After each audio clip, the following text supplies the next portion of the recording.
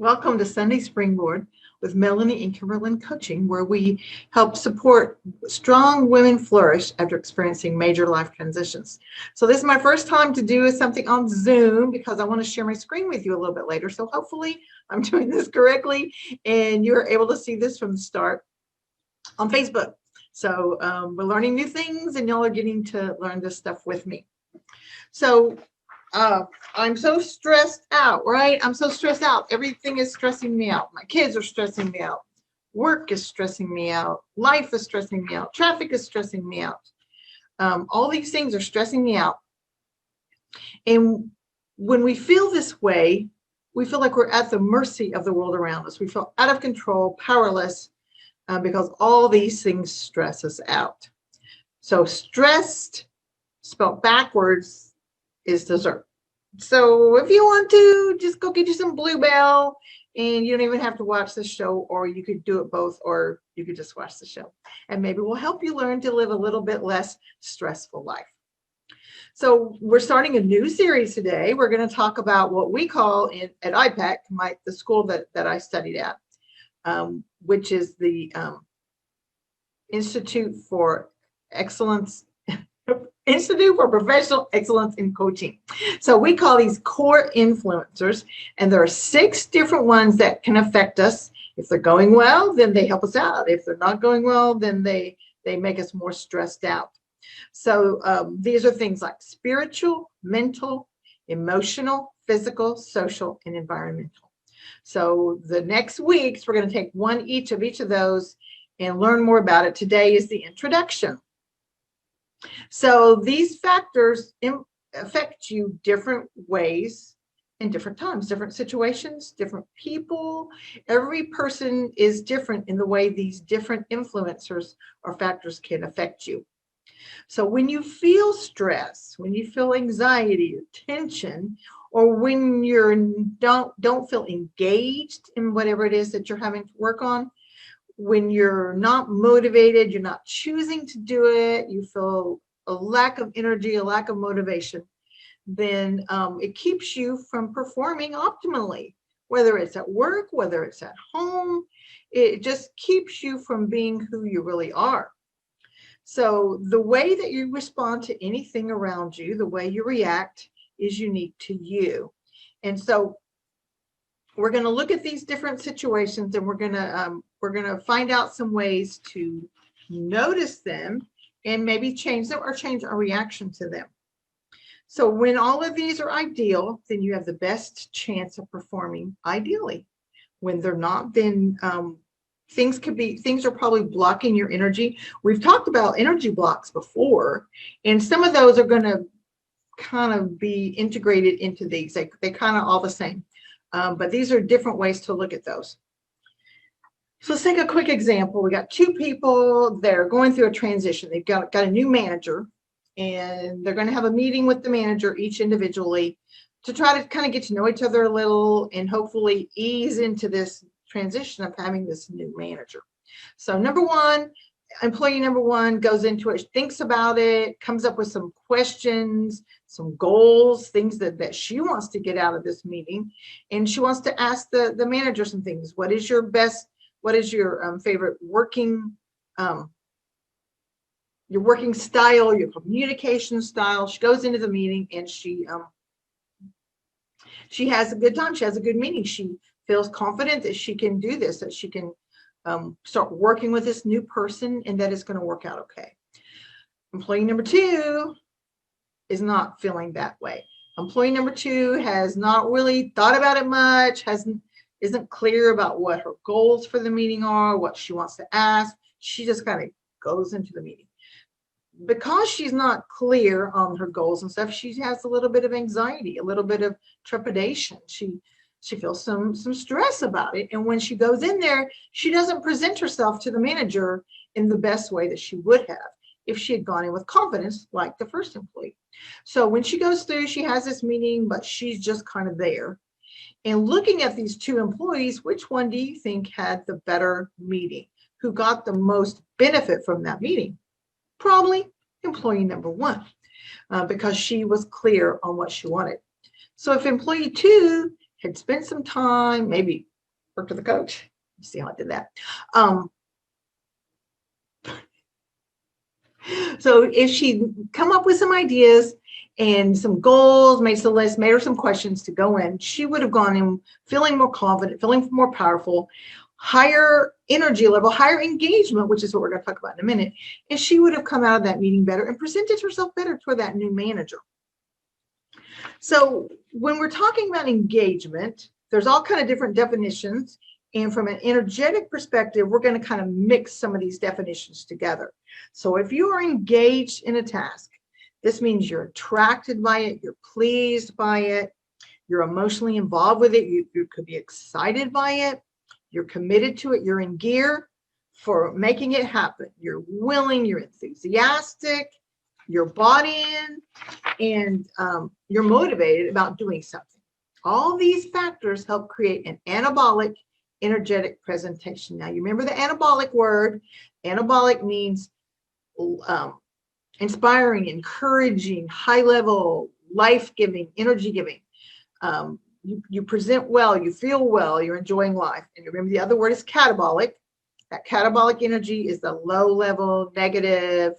You feel tired, you feel not motivated, no energy.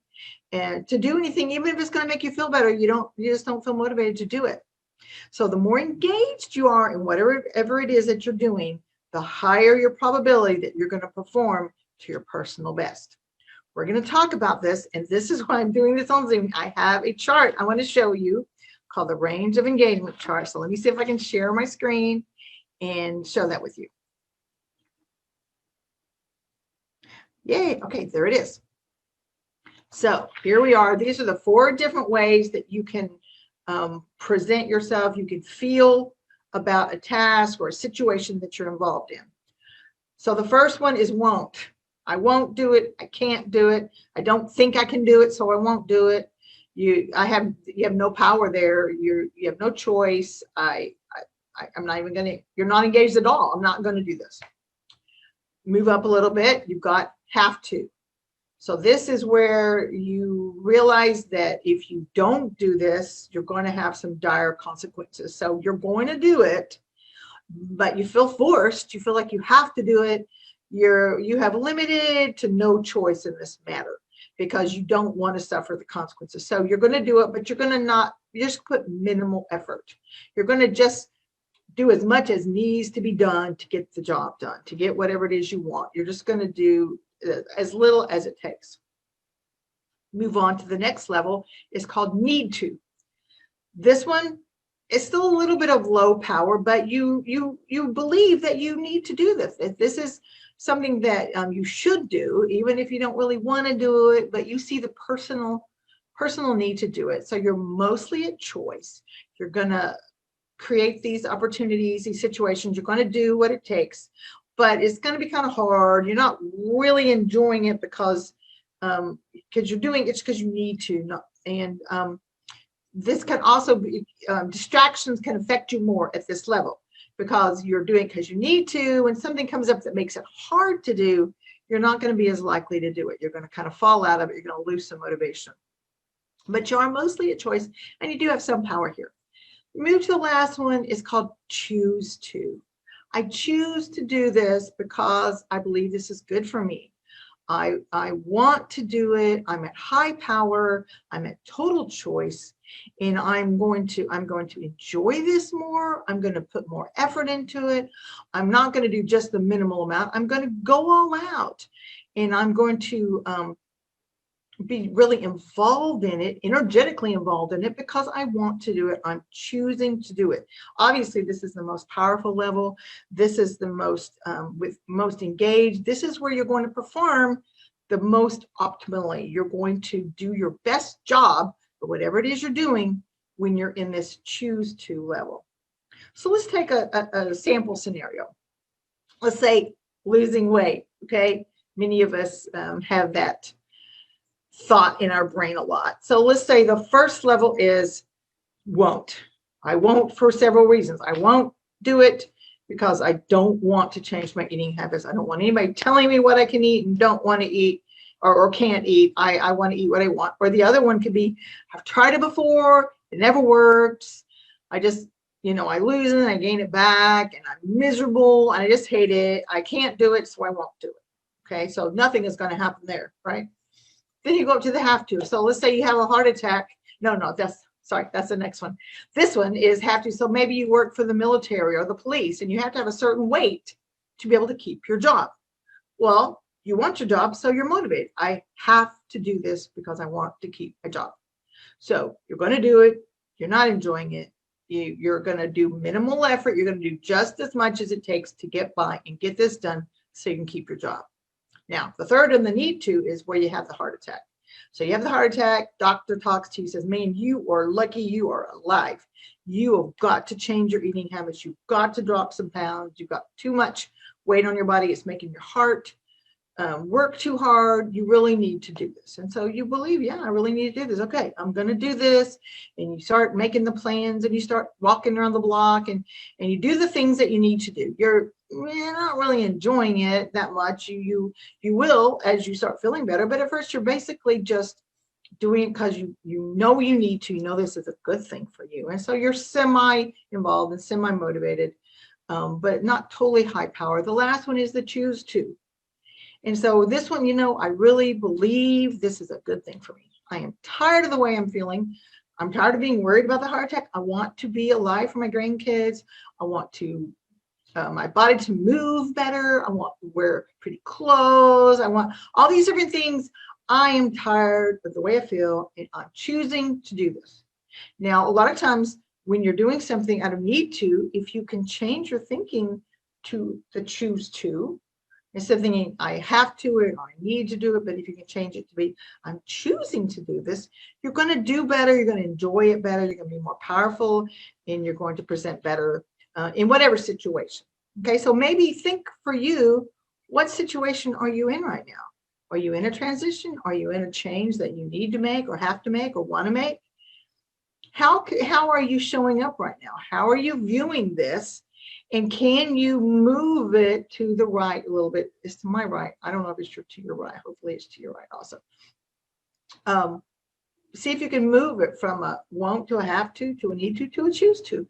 The farther to the right you are, the more highly engaged, the more you're going to enjoy it, and the better it's going to be. It's going to be a better situation for you. So I'm going to stop sharing now. Okay, we're back to me. And so, like we said, everybody has stress in their lives, and most people say they want less stress. But what we really want is we want to have less of a stress reaction to the things that occur in our lives. So what one person feels like is stressful, another person doesn't hardly even notice it, and another person actually is excited by it. So it's not the stress itself that's the problem. It's our reaction to the stress that causes the problem. If we can change our reactions, then we can live a less stressed out life. So when we're talking about stress in this series, we're going to talk about stress that's a negative kind of stress, a stress reaction involving tension and anxiety. This kind of stress reaction taxes your body and your mind. It makes you tired, and it usually results in you feeling like you're at the mercy, at the effect of life. No power, no control. Life is just on you, stressing you out, right? So it's counterproductive, and it detracts from and drains your energy. So, like I said before, there are 6 main kinds of stress. We're going to take this on into our series and explore them more. Right now, I'm going to give you just a little short idea of what each one is about. So spiritual stress occurs whenever whatever you're doing causes you to question your purpose, your beliefs, your values, your goals, your connections, causes you to question your main idea of life. Mental stress occurs when you multitask, you stretch yourself too thin, you have conflicting demands, or when a task is either too boring or too challenging for you. Emotional stress occurs when you feel as if your needs, your desires, your expectations are not being met, or when you encounter a situation that you don't understand, or you don't know how to navigate, or when you don't know how to express your emotions effectively. Physical stress occurs when your body is not acting, functioning in an optimal manner. It doesn't feel to its best. It's not able to move to its best, and in a way that you're accustomed to the way you want it to be. Social stress occurs when the people around you, the social conditions around you, are not in an optimal manner for you, and they make you feel uncomfortable, or you feel uncomfortable because of the situation. Environment is your world around you. When anything in your environment is not conducive to you being able to be focused and involved, maybe you don't have enough rest, maybe you have poor lighting. I mean, there's all kind of different things, and we'll talk about that more. So continue to join me on Sunday Springboard. The next 6 weeks, we'll continue our series. If you feel like you need some more help than just these videos, you can consider hiring me as your coach. Something that you're open to learning more about, go to my website, KimberlinCoaching.com. Fill out the form at the bottom of the Work With Me page, and I'll contact you, and we can talk about whether we could work well together. And then the other thing I've been excited to be announcing is that registration is open for my 14-day adventure challenge. And I put the link at the bottom of the show notes, but you can just go to my website, and on the first page, it's got a banner that talks about it. You can click on that, you can get more information, and you can register. So we're going to go on a virtual vacation, and then we're going to create a roadmap for success to help us navigate life's twists and turns. What I mean by that is every day we're going to learn a concept that will be empowering, that will help us in all different ways to be more joyful, to be more powerful, to be more positive, all different things. We're going to every day learn a concept. Plus, every day we're going to go on a little virtual trip. I'm going to give you a link to somewhere to see someplace around the world. We're going to have a private Facebook group. In that group, we're going to get to know each other. We're going to share as much as you want to share. It's private. And then we're going to enjoy our trip. So at the end of it, you should have had some fun. You should have learned some good things to help you live life more joyfully. And you should have some new friends. So it's going to be a great time. I hope you will join me.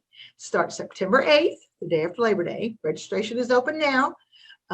Get your seat now. You don't want the cruise ship to be full. You can't get on. So anyway, hope you had a good time today. You learned some good things, and I will see you next week. Bye-bye.